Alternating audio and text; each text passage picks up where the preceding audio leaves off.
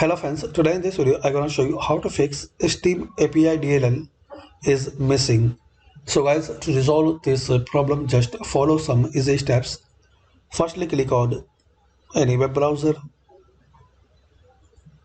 Now type here Steam DLL API.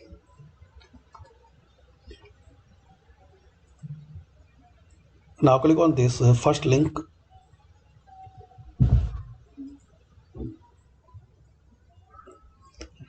Now here guys, you have to download this DLL file. Now guys, scroll down and click on this download button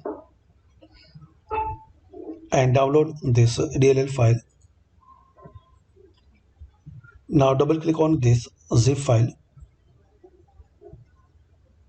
Now guys, drag and drop this DLL file on your desktop screen. Now open this PC, then C drive. Now Windows. Now find out System32 folder. Open it.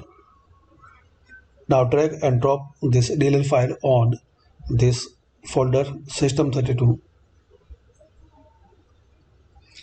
It will ask permission, so click on continue.